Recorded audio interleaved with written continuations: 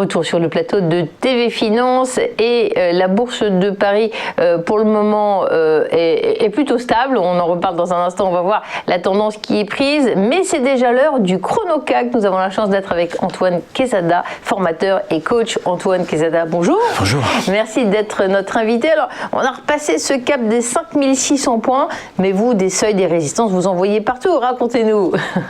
Alors, on vient d'ouvrir, effectivement, on est à 5638 points exactement, à plus 0,53% par rapport à la clôture d'hier. Donc, autant dire qu'on est toujours bien orienté depuis une semaine. Vendredi dernier, nous étions là tous les deux. J'avais identifié les 5400 comme étant un point de support probable. Et effectivement, ça a bien tenu. Et non seulement ça a bien tenu, mais ça a rebondi dessus, rebondi avec force. Alors, d'un point de vue graphique, puisque c'est ma spécialité, hein, donc si vous regardez le graphique que je vous ai envoyé, qui est ici en journalier, comme d'habitude, vendredi dernier, on a fini sur une figure qui s'appelle un marteau inversé. Vous voyez, c'est très imagé. Le marteau inversé, donc c'est comme son nom l'indique, c'est un petit corps avec un manche au-dessus. Donc c'est la bougie rouge que vous avez sur le bas du graphique, sur la partie droite, qui correspondait donc à vendredi. Et cette figure, en général, elle délimite une zone, un point bas. Alors évidemment, il faut valider ce point bas par la clôture de la bougie suivante. Là, je suis très scolaire parce que je fais de la formation. Merci de nous expliquer, très pédagogique. Et donc la bougie suivante, c'était lundi. Et lundi dernier, donc, on a bien clôturé au-dessus de l'ouverture de ce marteau inversé. Bon, alors ça n'est pas ça qui garantissait qu'on allait avoir de la hausse. Mais néanmoins, graphiquement, il était probable qu'on rebondisse là-dessus. Et c'est ce que donc le marché a fait. Et en rebondissant, vous voyez qu'on fait pas mal de figures chartistes. Là, encore une fois, je suis sur du journalier. Mais vous vous rappelez que la semaine dernière, on avait, sur un graphique en chandelier japonais de 4 heures, les chandeliers étant les barres, on avait donc une figure baissière qui avait déjà donné son potentiel, dont la cible était donc les 5400 points. Et donc cette semaine, on a construit au contraire une figure haussière qui s'appelle un double creux ou un double sommet inversé. Ça ressemble à un W. Et pour valider cette figure, il fallait dépasser les 5525 points en clôture. Les 5525 points étant la ligne de coup de cette figure de retournement haussière.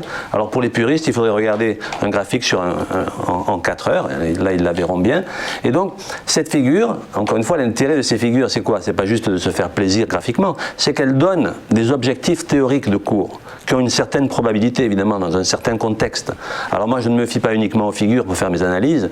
J'y ajoute d'autres éléments qui sont les petites ficelles de ma méthodologie bien personnelle.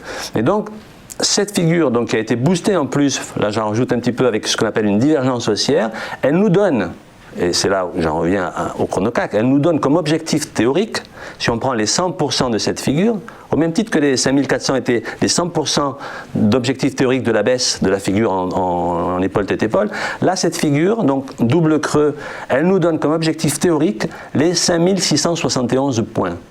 Alors ça ne veut pas forcément dire que c'est pour aujourd'hui,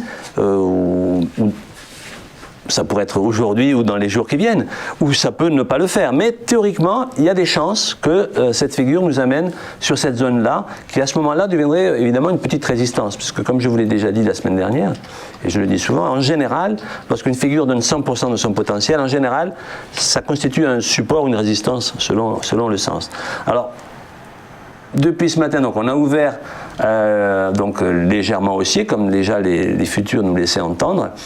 Donc, il faudra observer ce que le marché va vouloir faire, mais donc les bornes, en tout cas les prochains supports, si le marché néanmoins venait à reculer, on trouverait un support sur la zone des 5560 et plus bas le support majeur entre guillemets de cette figure chartiste qui serait les 5525, c'est-à-dire la ligne de coup du double creux. Hein, bon, ceux qui m'écoutent et qui connaissent un peu l'analyse technique vont se faire plaisir. Pour les autres, bon, j'essaie d'être pédagogique. Vous faites très bien, merci Antoine.